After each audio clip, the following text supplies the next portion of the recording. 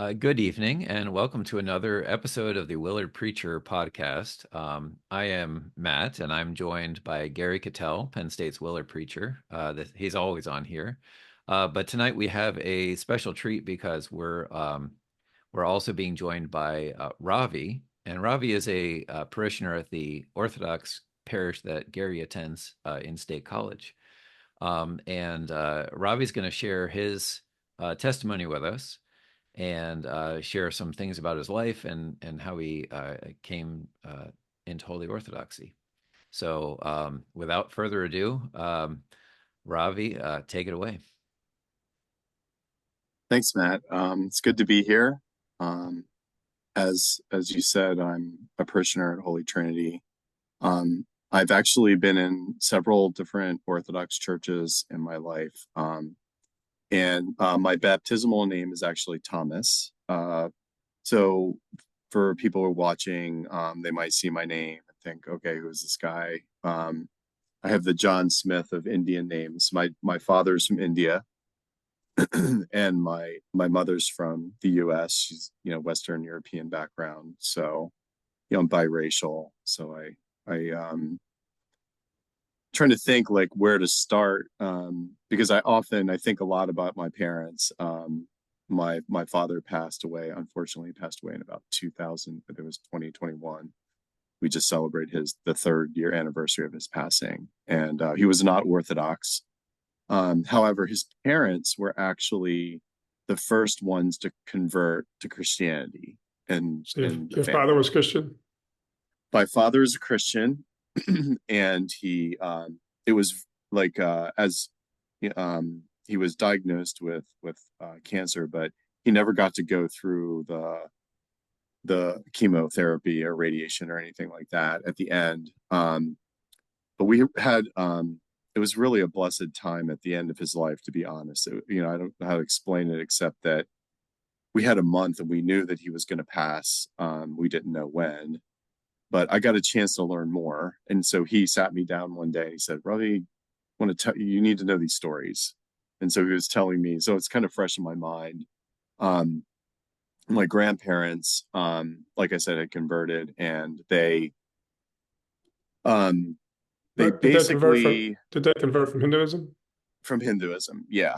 So I think initially they were looking for, education, and then they found Jesus, and they really, there were stories like my grandmother, she ran away from home like twice um, to go, be a Christian, and Uh, the missionaries pretty much like put them, arranged their marriage. And um, they I guess there was a woman who the missionary basically would take like a tithe of, because they started working, they put a church in this little village, and there was like a school attached to it, and they were like teaching.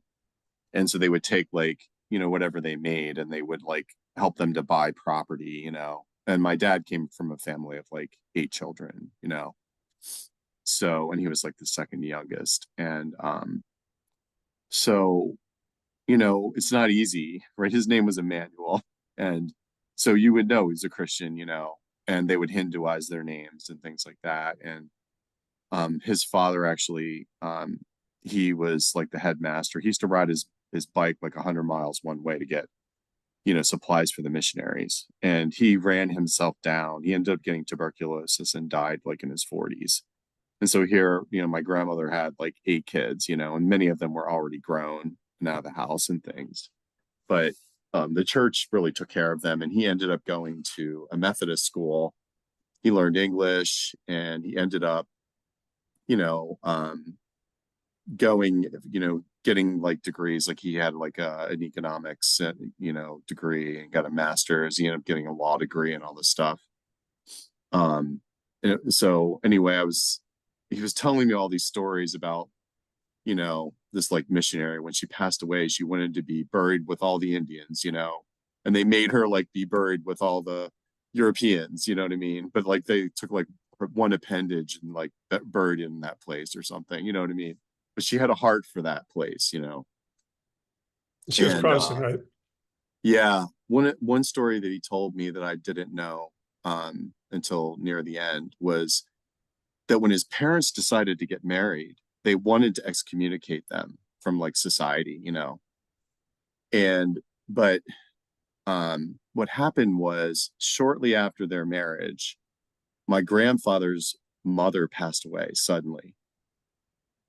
And, traditionally the oldest son, who was my grandfather, would take in the family. So immediately he had his, the dad and like five kids.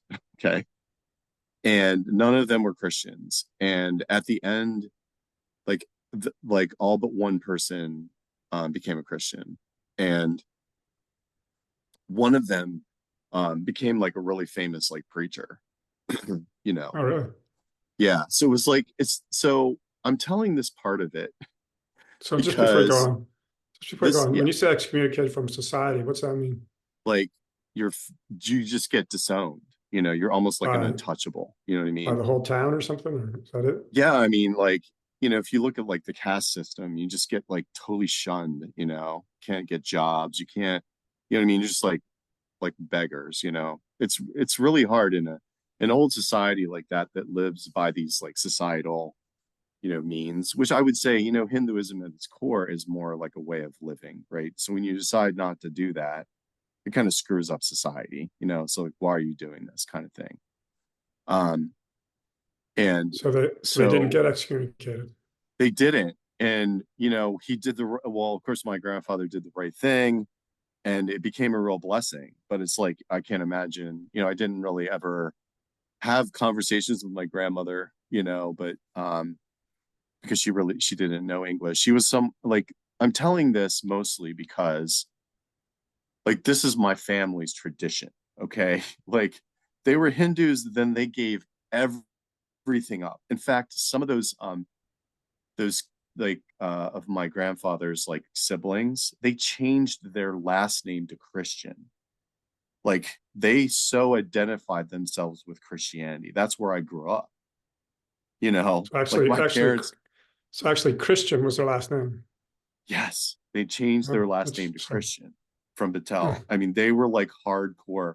My grandmother would not allow herself to be pictured without the Holy Bible in her hands. Okay. Like Cool. these people loved God.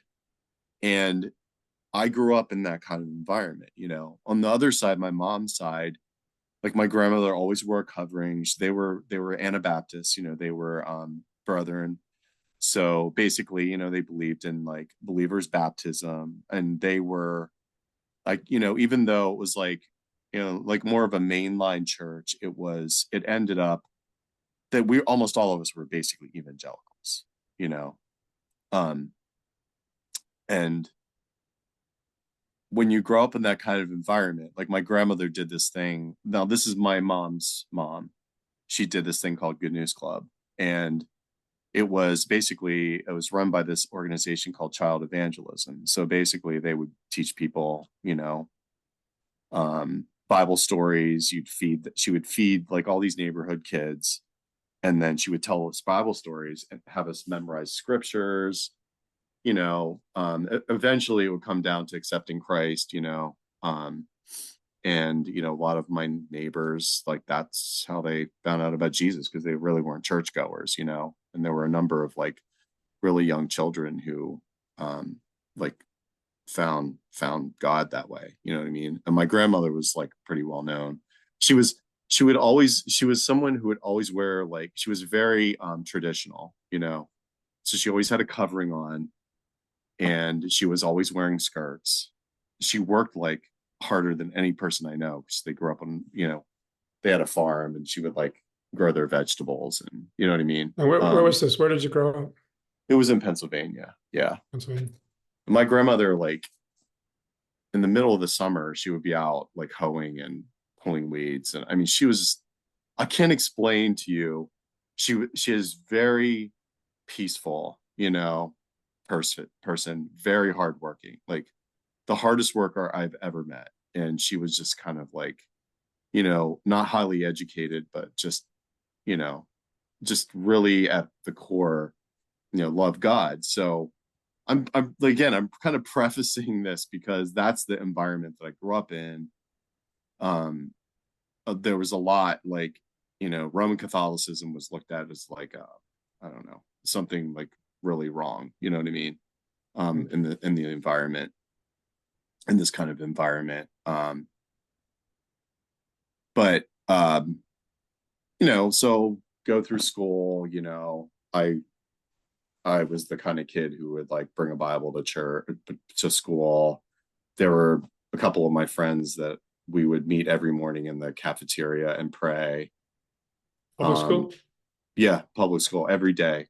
Every day we go down there and we would just pray together. And these two friends of mine, they're like youth pastors, and those are the kind of people I hung with. I still stay in contact with a lot of people who are evangelicals. I love them a lot. And my family, I'm the only person on my side of the family who's Orthodox. My wife, she comes from a family who, there are some Orthodox Christians in her family who were converts. So let me just shift forward. What was the thing that really brought me into the Orthodox Church? So I go to college. I went to Elizabethtown College, and which is associated with the Church of the Brethren, which is where I grew up, right? And I think at the beginning of my schooling, because I grew up in I would consider it more strict, I was just like, why do I believe this? And I just kind of like walked away from the faith, just decided, hey, I can't do this. I need to and I don't know why I decided to do that, but I ended up having this situation where I got to a really low point in my life and just was like, you know what? Like, I can't live like this, this is just not how I'm going to live. There was no joy. And this is why And you're in college.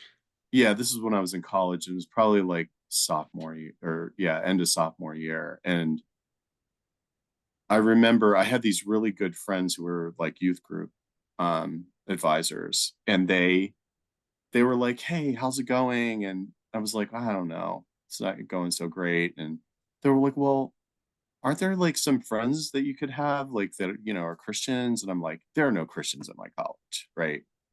And like a week later, I go back to school and I run into these people who are like, they're definitely Christians, And I was like, okay, what's going on here? And then all of a sudden, I'm like these Bible studies, and we started like it was just like this thing that happened, just like that. And I'm like, okay, I have come back to the faith, and I am just like on fire for God, and this is just amazing.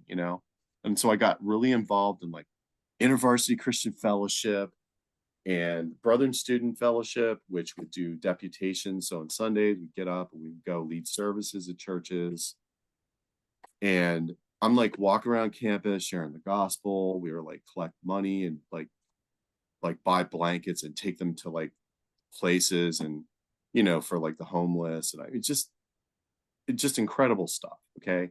And I'm even like experiencing like some people like they would come like this one guy came to me and talked to me about something and that was going on in his life, and I shared some counsel with him, and then it happened to like really cross somebody, and so this woman, she would like yell at me as I would like walk anywhere, and she would like yell obscenity, like just curse me out, and just talk about like use God's name in vain, and just like you Christian, and I was just like, what is all of this happening? This So, is just so this was someone from the school?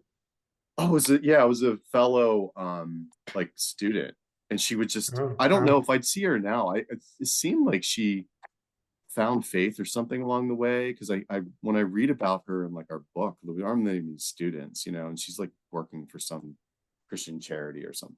But it was just like, I'm telling you, it was just it was kind of an out of body experience as I was going along. But I ran into this guy who is Roman Catholic of all things. And this is why I am Orthodox, because of my Roman Catholic friend Okay. And my experience going through school was that I knew people who were Roman Catholic, but they were more nominal. And I was like, what is this? This isn't Christianity. You know what I mean? Like, it didn't feel like there was like a lived experience there. You know what I mean? Yeah. It was like very secular to me. And so I run into this guy, and we're the same major, and he's biracial too. His dad was Lebanese, his mom was, like Western, white European. And so we had some things that were in common. We just like talk about different things. But like this guy was a hardcore Roman Catholic. Okay. He would like had a cross on and all these other things hanging around his neck. You go to his car and there's like holy water, there's a cross hanging, I go to his house, there's like a statue of Mary, you walk in, there's holy water. I mean, it's just like hard, like when I say hardcore, like Fridays, they would eat cheese pizza, there was like no meat, that kind of stuff. And I'm just like, okay. And like, then my senior year, I roomed with him and he would like get up in the morning and go to mass. And I was like, what is going on here? Like, and he had like a big statue of Mary, like in our room. And he was just like, I could tell, like, he loved Jesus. And I was like, okay, but this guy is like going down the wrong path. So I'm like, one day I'm like, hey, do you think, would it be okay? I'm like, I'm really curious about like your faith and like what you believe. And, would you mind if we just kind of shared? And, and we did like this handshake, it was like a pact, they were going to share our faith. And then whoever like, was like this shake of truth, you know what I mean? That we're gonna have this like thing. And I'm evangelical. I'm like, okay, this is gonna be a piece of cake. I'm gonna totally win this person over. I'm, coercive juices are flowing. I'm like, yeah, like I'm gonna get this guy, you know. So we little do I know, this guy is so researched. He is like so ready. He's got all these books. He's read all this stuff. He knows exactly what he's going to say. So he comes in and he's like, okay, so you believe that the scriptures are the inherent word of God, right? I'm like, yeah, of course. Like, don't you believe that? He's like, well, yeah. And he's like, well, how about this scripture? This is my body and this is my blood. And unless you take these elements, then you will have no part with me, or whatever that scripture was. Sorry, I'm totally botching it. You have no life in you. Yeah. Yeah. And I'm like, I mean, day one, okay, first conversation about like really about this. I'm like, wait a second.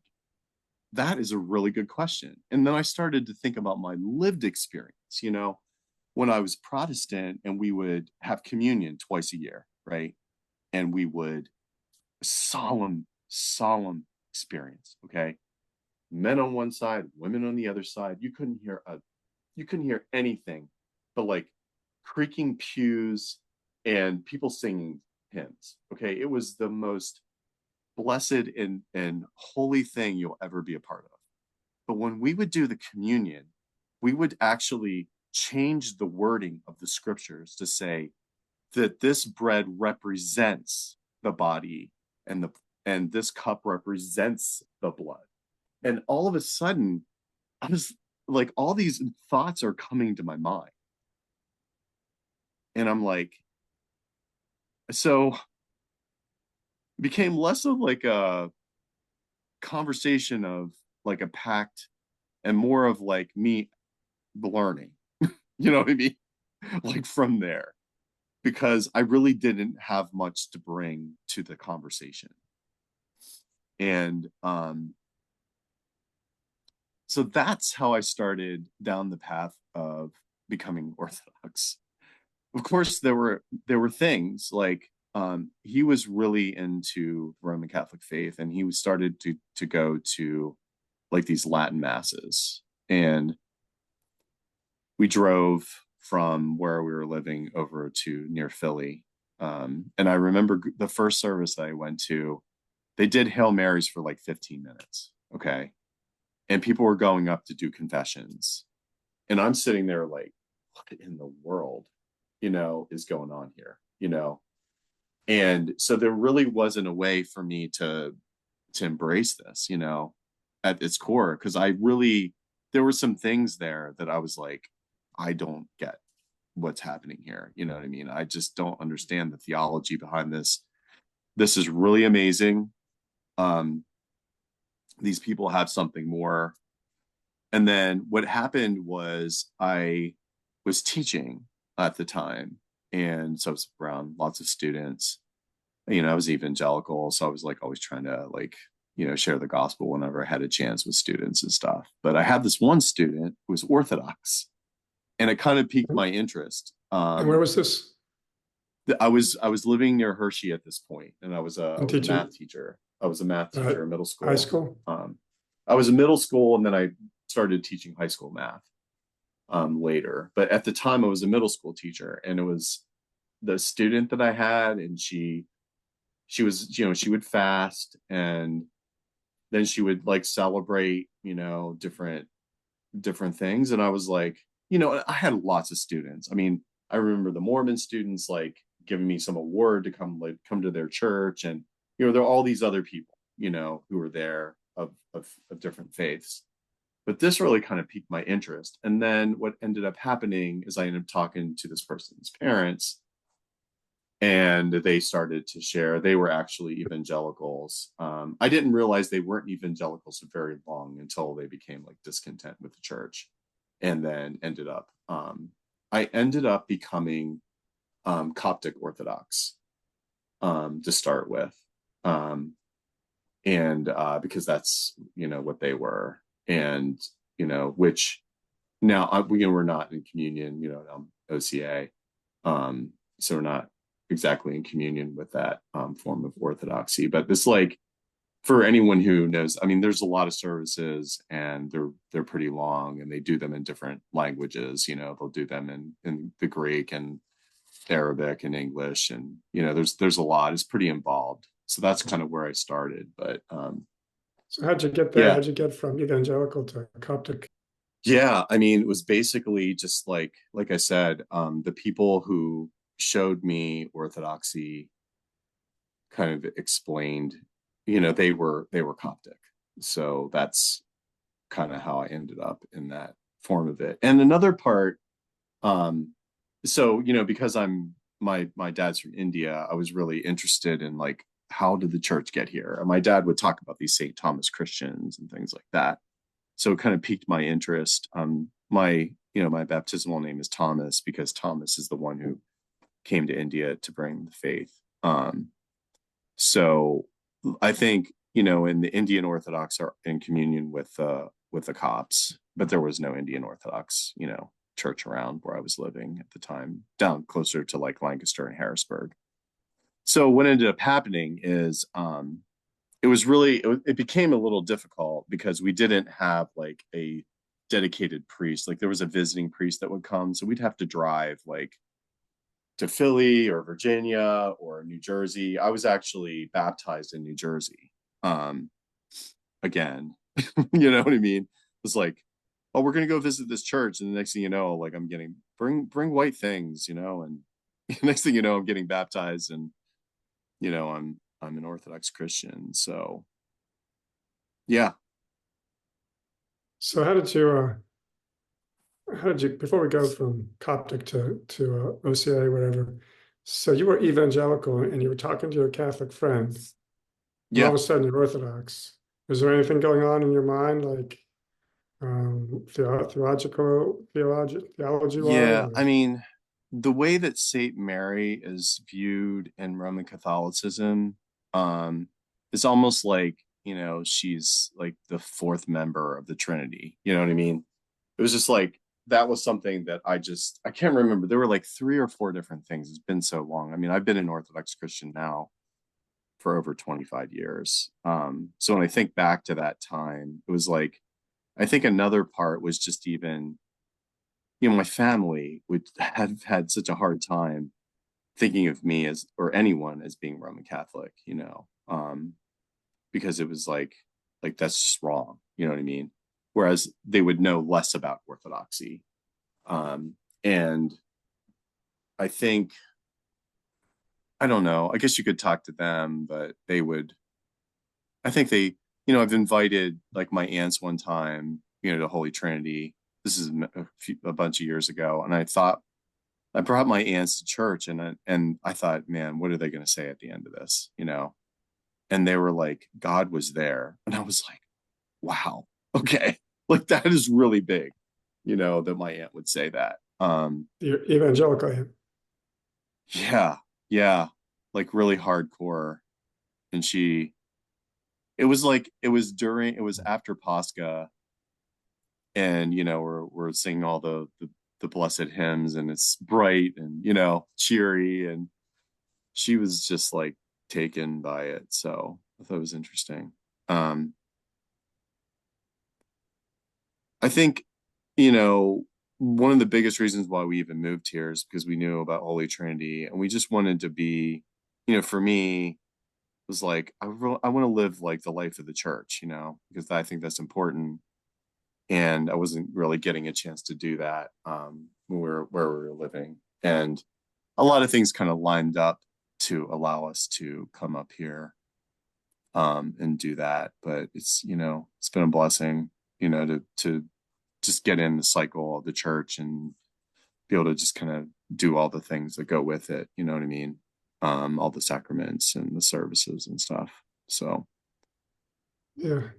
And just so people understand the difference between Coptic and like the rest of Orthodoxy is I think hmm back in the 6th century, there hmm was a conflict, and the Coptics were saying that we were both saying there's two natures in Christ. He's fully hmm God, fully man. And there were some that were saying that those natures were mixed. And the rest of Orthodoxy said, no, they weren't mixed, because if you mix them, then Jesus isn't fully God like the Father is, because he's got mixture in with his humanity mixed in. He's not fully man like we are, because he's got divine mixed in with his humanity. So he said, hmm no, Jesus was fully man, fully God in one person, no mixture, no hmm confusion. And the two natures, but just one person.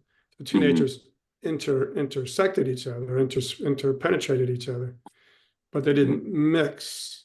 And so hmm that happened in the 6th century. And then there was the Council of Chalcedon, I guess. Yeah, And then there was that split between the two. So two aren't in communion with each other. Um, right. just so it's clear to anybody watching. Yeah, Um, I'm glad that you explained that. It gets really difficult, I think. I have several friends and, like family members who have kind of made the switch. I think a lot of it too kind of goes back to what I was saying about like having a chance to really, do all the things, within the church. When it's really hard, it's hard to be the one thing I can say is really hard to be an Orthodox Christian when you're not like having communion every week and having access to yeah, the sacraments, like it's just, I'll just say that for myself. I did that yeah, for like 7 years. And by the end of it, I was like, this is too hard. I can't keep doing this, you know?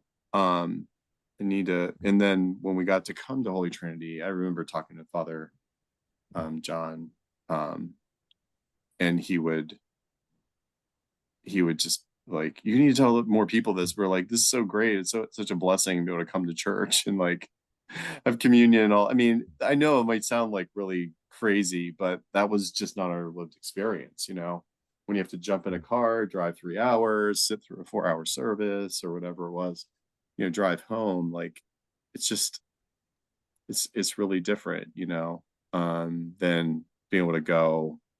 I mean, even recently we were going to an Antiochian church in Altoona, which is an hour, but that was like nothing compared to what we did all those years, right? Like right. just was nothing. Like it was simple. So it's nice when you can find something that's closer. But yeah.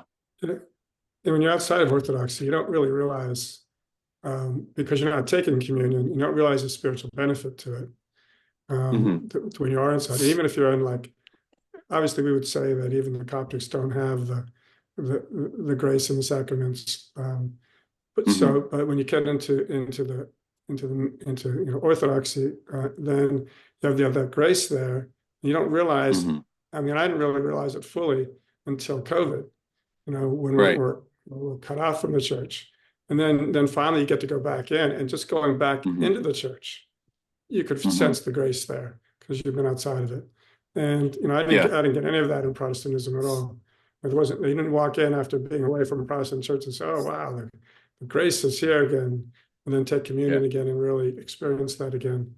So I think when you're outside of it, you don't really Hmm. understand, can't really understand it until you get in it, and then maybe even then you get used to it after a while.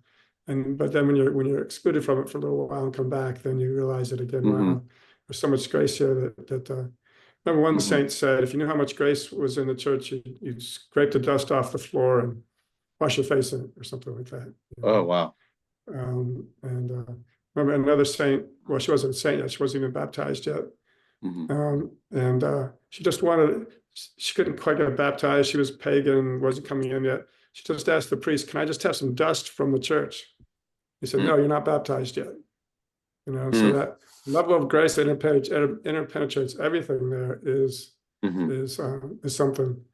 And so, Yeah. So Ravi, thank you for sharing your family history and Yeah. your story. What's so impressive is just the number of times that you were uh, that God put these really Christ-loving people in your life. Whether it's Hmm. friends in high school or the little Bible study, neighborhood Hmm. Bible study type things, and then of course your Roman Catholic roommate. Hmm. Now you mentioned that he had talked to you about the scripture relating Hmm. to this is my body, this is my blood, and how Hmm. was that sort of the beginning of um, sort of seeing some cracks in the Protestant outlook? Were there Yeah. other things that you were becoming kind of a little disenchanted Hmm. with over time? What was that process like? I think it was really, I don't know. I'm trying to think. I think like societally, it makes more sense. I was a single guy. It made a little bit more sense to like have a family and all that kind of work. And I was really busy trying to figure out, work and what I wanted to do when I grew up. You know what I mean? And I never really connected with a church. And there were like a lot of churches in that area. And for some reason, I just didn't really never connected until I got involved in that really, it was a really small, convert church. Hmm. And so Was I that think that was part of the it. I don't Coptic know church? if there were like, yeah, that little Okay. Coptic church. Yeah. Hmm. I don't think there was a lot there that I had was poking holes. It was just like once I knew that like the foundation of it wasn't exactly right. Once I started to Hmm. dig into the history of things, I mean that's how it was kind of shared with me. It was like, well, Hmm. this is the history and like what happened in the first like 1500 years, from the time of Christ um until the present day, like what happened to that. And I just didn't really know it. And Hmm. then when I became more aware of it, then it was like, oh, okay. And then, like what did this look like at the beginning? Well, it doesn't look a lot like even my lived experience is that even Protestantism looks a lot different now than whenever I was a Hmm. kid. Hmm. yeah, And it's definitely. like, Camera's you a know what I little mean? bit. Camera needs to come down a little bit so it gets all your face in. Your face isn't quite Yeah. all in, or maybe just set up a little bit. Yeah, There I'm you like go. standing here. Just so yeah, There you go. just so everybody knows, Ravi had to switch rooms because of battery problems. So that's why Yeah. it looks a little different. But go ahead. So I think that was like, I don't know, I was listening to someone recently. It was like, okay, well, if you would take like a saint, kind of do a time capsule thing, like a modern day saint, like, I don't know, Saint John Maximovich or, Saint Raphael or something like that. And then you time capsule them back to like the beginning of the church. and what they look similar. You know what I mean? Mm-hmm. I think that's something that has become more evident to me over time. Like just that kind of thinking. Oh, there is something really timeless about this. Um, so I think that's the part Mm-hmm. that Mm-hmm. I've seen more. But it's not like I was like disenchanted. I was actually very surprised by the whole thing. As I Uh-huh. was thinking, I mean, like I said, I mean, I had gotten to the spot where I was like, hey, I found my way back. This is so great. Like really charged up and, you know, and a lot of, I would, that it was amazing. All the people I was with, like I actually really changed my thinking around what I wanted to do. Like I really wanted to be like, I wanted to make money. I wanted to be like an engineer or an actuary or something like that, right? Because I had like a math background. And, during that like kind of conversion, I would say, the following way and coming back, I was like, I want to do something where I help people. I want to be a teacher, and, I worked at these like, summer camps, these Christian camps, and it was like amazing. I mean, Mm-hmm. there were so many things that happened that were just like, when I think about them now, like they were very miraculous, like the power of God was there. So I was surprised, because this is a little different Mm-hmm. than what that track that I was on, um, and I think that's something like for anyone who's listening to it. I mean, it's not like, oh, well, that happened, and then all of a sudden, everything was different and it's perfect. Mm-hmm. I mean, I've gone through so many, cycles, and like Gary, you were talking about COVID. I mean, that was a really rough time. I actually got it pretty bad. And I would have these like, I mean, to the point where I'd have every night when I would go to bed, I'd have these dreams, and I was like in the chalice, and like I was getting like the blood poured over me, and I'm like, I wake up, and I'm like, am I going to die? Like what is happening here? And just different things that come up, within churches that are just like, make you question, like, what am I doing? Like, what do I believe? Like it's not just a straightforward Mm-hmm. thing, you know? Right. Like I think that's the lived experience for me within Orthodoxy, which has been really good, is that like I don't know, like there's this idea that I grew up with that, you have a conversion experience, and then all of a sudden it's like God sees Jesus instead of you. And I just, it was a really hard thing to kind of like, wipe away from my mind. I would say even within, the last few years, there were times when I wouldn't grasp onto that, you know, and, but then what happens when you fall into sin or you make mistakes and you fall down? Like, where do you go? If like, oh, well, that's just ignore the guy behind the screen or something, you know what I mean? Because Jesus is here, it's like, Right. no, I'm Yeah. here. Mm-hmm. It's me. Hello. Like Right. I don't, what do I do with that? You know, like the tools, that's what, I really appreciate the tools of the church to, have a place to go and like work on those kinds of things, hopefully by God's grace, have a little victory, but know that you're still gonna trip over it. And, like maybe I should have more of a sense of forgiveness myself. You know what I mean? Because like you start to see who you are and don't really like it all the time. You know what I mean? So I would say I'm really thankful, at this point, all these years later, that, there are these things in place, because that wasn't my lived experience at the beginning when I became Orthodox. We didn't have access to confession or even the holy sacraments. And it was like, you know what I mean? Mm-hmm. I Yeah, think in when some ways. you said in Protestantism, they see Jesus and not you. Well, now it's Jesus and not you. And that's one of the problems with much of Protestantism, is that it's just conversion.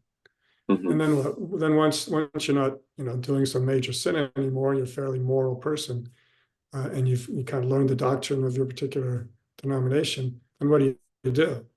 I guess you can go out and evangelize or whatever. But in Right. Orthodoxy, it's the process of becoming godlike. And Mm-hmm. so, you're always going making progress, hopefully, Right. on that towards becoming godlike. Like you mentioned, confession too. Going to confession, at least in Holy Trinity, they want you to go at least once a month, and that forces you to look at your sin, look at yourself. Whereas in much Yeah. Protestant, you can just ignore all that because, hey, Jesus took care of it. We've been converted. We're going to heaven. That's all that really Yeah. matters. But in Orthodoxy, since it's the sin that's keeping us from becoming more godlike, we have to be aware of that and see that and be able to confess that and repent of it. And like you said, go deeper and deeper and deeper. And you see some pretty nasty things about yourself, but you have Yeah. to be able to do that to make progress. Unfortunately, in Yeah. Protestantism, I think much of Protestantism keeps you on a very shallow level because they don't really Yeah. have that. They don't have the sacraments. They don't have the grace. They don't have the lived experience of the saints for 2,000 years to kind of get you down that road. Yes. You're totally hit it. I mean, that was one of the things, like during COVID, I was listening to a couple of things. Like there was one thing called We Are Orthodoxy, and they were talking to people who were like falling in and out of, I don't know, did you ever listen to that podcast? No, They talk yeah. about people going in and out of faith, and was just kind of like investigating young people and like why they leave the church or why they join the church. And there were a couple of those that I would listen to them over and over and over because it was just like, wow. But one of the things that one of the guys who was leading the podcast talked about was like trying to do confession more often, because that was kind of like a foreign concept to me, when I started, because we really just didn't have access to it, and when I started coming to Holy Trinity, I was definitely like, hey, do one before, nativity and during the nativity season and during, the Lenten season. And but on that podcast, the one time the guy was talking about like, hey, you should try to do this every month. And I was like, oh, that's interesting. So I started to do that in this last parish where I was attending, and it was good, But then I think more recently, I've been involved in OCF, and so they meet like weekly, and a lot of times we'll just go straight from work to church, and I'm like, well, why don't I just do a confession? And it doesn't mean that it's like in some ways like, okay, why am I doing this? And then I end up tripping over myself more often. I feel like that, as you do these things more and get involved in them more, it's like you're kind of chipping away at all this stuff, and then you just kind of uncover things that are difficult, but I think doing it more often just helps you more to have that more front and center. So I can say that, yeah, it's really, really appreciate that. And we just did, there are other services. I haven't been as open to doing those, but I feel a little bit more like I want to be there. I want to do these, more things, which is really, I don't know. It's nice, even, so when my father passed, the priest who we were under, he was amazing. I mean, I can't tell you how many times, like I was checking in with him. He's like, okay, how about this or that? And so I think that was part of the blessedness of his passing, that was there. But then even, like commemorating every year, and doing those kinds of things. It's just like, yeah, I mean, that kind of like the fullness of the faith and the saints has become more evident. I don't know if that's something that's happened for either of you, but like, when you go to church and you all of a sudden I started just to notice the icons more. You know what I mean? I'm like, oh, okay, here's the saint, Wow, yeah. In my prayer roll, I'm thinking about the saint. Oh, just go visit the saint, like before everyone's there, right? Like, anyway, yeah, I don't know. Yeah, when you're Protestant, they talk about always reading the Bible because there's always layers of meaning in the Bible. You can get the top layer, and then there's always layers underneath, and you go deeper and deeper and deeper. And I think in Orthodoxy that's true in the scriptures, but it's also true in the icons. It's true in the services. It's true in the Yeah. writings of the saints. You can do these over and over, and you can go layer upon layer upon layer. And talking about confession, that was the one thing that's really surprised me about Orthodoxy.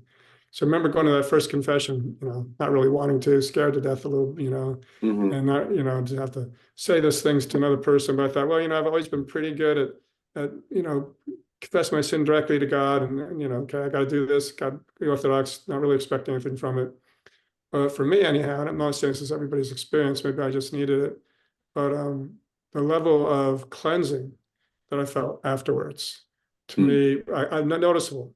It was noticeable for Hmm. me, um, and so I think Hmm.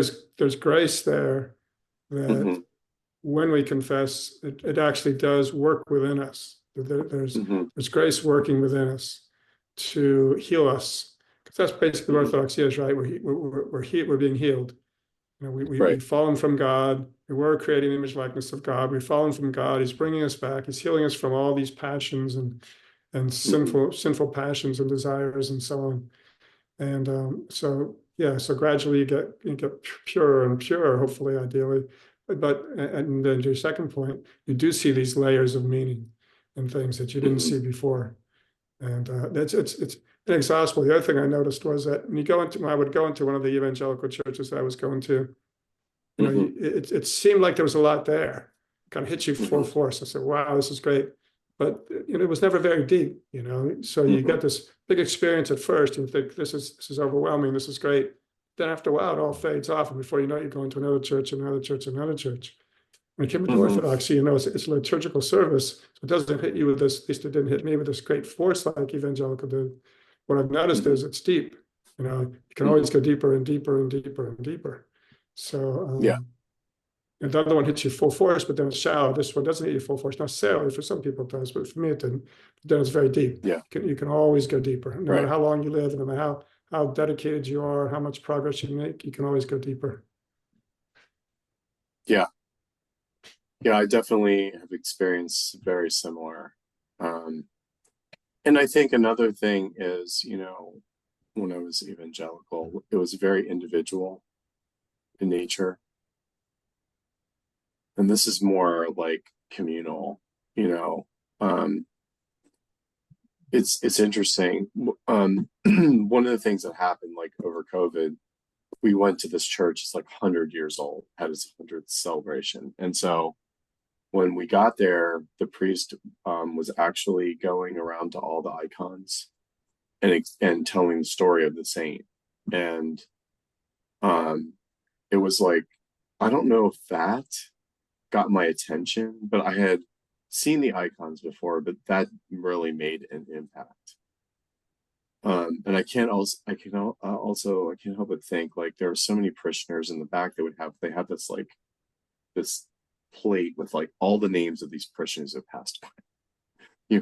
Well, I'm guessing a few of them were saints, um, you know, who were interceding for us. And I don't know, there's just something really deep about that. If you really think about, Orthodoxy and how we're trying to connect with those and Mhm.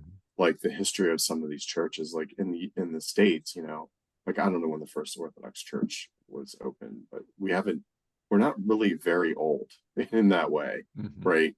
Um, and so hopefully we're building, towards that. But there was something about that that really stood out to me. Um, just that depth of like, okay, I understand this a little bit differently. Like, okay, all these saints are here because we're supposed to be like in heaven, and I think that really became real. And I remember the one time, um, like behind the altar or behind the front, right? They had a big icon that was painted of Saint Mary and and the child and the Holy Child, and we were just looking, and it was Nativity, and the priest had actually asked a couple of parishioners to put stars around it. Okay, so like we're looking at that, and then we got there and was like, what is different? There was something about that that was like was kind of magical. Like I know it's something that actually happened, but it was like, wow, that is amazing. Just adding those few stars really brought more depth to this, and I could see that with all the saints. And it was funny that, we weren't there for the whole like time around, but there were some parishioners like at the end of the service, they actually would visit all the icons on the way out. And that got my attention. I was like, wow, why are they doing that? Well, maybe because they are having like a conversation. And I heard a story about that. Someone who would just like go to church every day and just like go to the icons and be like, hello, Jesus, or whatever. Just like, you know what I mean? Like really having that connection, it was like a really simple person who had this really simple faith, but this person was probably a saint. The way that they interacted with others in their life. And it's like something very simple like that they did on a daily basis that made them more holy and connected them with something holier, which is, I mean, I don't know, it's just kind of encouraging, you know, for me. I found myself now, coming back because we took a little bit of time out to go to this other church. Now we're back. I'm finding myself just like, I want to get to church early and I want to walk, like before anyone's there, I just want to walk around and touch all the icons, and just spend time at those icons. And I didn't even think about it. Like St. Thomas is there, and I think I noticed it before. And then there are a couple other saints, like St. John Maximovich has really stood out, and St. Raphael Brooklyn. Actually, when you go to that other church, there's an icon there. And he is actually, I don't know if you heard that story recently where they moved his relics. But I've been to a number of churches that he has planted, Antiochian churches, not just in Pennsylvania, but New York. And yeah, he was like really, I don't know if you read his story, or listen to a story or whatever, it's like pretty amazing. He was looking for the lost. He was looking for people who were Orthodox who didn't have like a priest or whatever. And he would like like get on trains and like go out west and just like go to all these places, and do all these things. It was like, just think about him like helping, bring us all back. I feel like, that's kind of part of my story, every time I'm like ready to give up or like fall away, something's pulling me back. I can't help but think like, who would that be? But when you walk into that church that we started to go to, he is an icon in the front. I think it's St. Herman, and he's the other one. When you walk in, and then there's St. George because it's the church is called St. George. So St. George is in the middle, and then we have those other two on either side. So yeah, it's pretty cool. So just so people know, when we talk about the icons, we're not venerating the paint and the wood. Right. Right. So Orthodoxy is mystical in nature in the sense that the physical and the spiritual kind of intersect each other.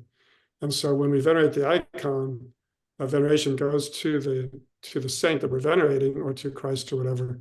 And there is grace there. So that saint or Christ or whatever can give you grace in return or whatever. Mm-hmm. You can have that experience, not with the wood and the paint, with the actual saint Mm-hmm. that you're venerating. Yeah. So, and their relics are there.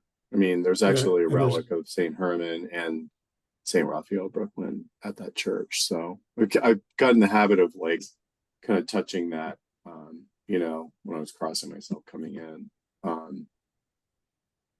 Yeah, it's pretty cool. And I found that again, we have kids and things, and I've seen our kids really like the church really strongly encourage, kids going to AV and would help support, financially help support it. And I saw like a lot of AV is Antiochian Village, yeah, which is in Ligonier, Pennsylvania. That's like a retreat center. Yeah, and that's where they exhumed the relics of Saint Raphael recently and moved them into the chapel. But just I've seen a lot of really, it's real, like our kids have really connected more strongly to the church, I think, through their experiences there. So yeah, it's been really great. Just so people understand that also, the relics are the bones of the saints or whatever. Mm-hmm. And we believe that the Holy Spirit, the grace of God works through the body of the saint too. And, in the Old Testament, I think it was Elijah or Elisha, one of the two. It must have been Elisha because Elijah Mhm. So Elisha Mhm. died, and they put him in the grave. They didn't have time to cover it over, and somebody died or whatever, and they just threw him in the same grave. As soon as he touched Mhm. Elisha's bones, came back to life. So there Mhm. is that grace when somebody's really holy, the Holy Spirit penetrates the body also, and that's oftentimes miracles are done through the bones of the saints. Well, is there anything else that you'd like to add, Ravi, before we head out? No, I appreciate getting to chat with you all. I hope this is helpful if anybody watches it. I mean, happy to talk with anyone, just about my experience, but it's been a little bit of a journey. I'm really thankful for all the steps that I've gotten a chance to take, and the people I get to call brothers and sisters in Christ, because we're all trying to pray for each other and encourage each other along the way. Yeah. Um, yeah. So if anybody wants to ask Ravi a question or get in touch with him further, you can go in the comment section below, right, Matt? And they can write a That's right. comment in there and make sure that Ravi gets that. Yeah. And Ravi, thank you so much for joining us and for sharing all of that. It was wonderful. And telling us about, your whole family history and the wonderful people that you've had in your life. So thank you so much. It's great to meet you. Um, and if there's no more, we'll sign off. Great. All right. Well, have a great evening.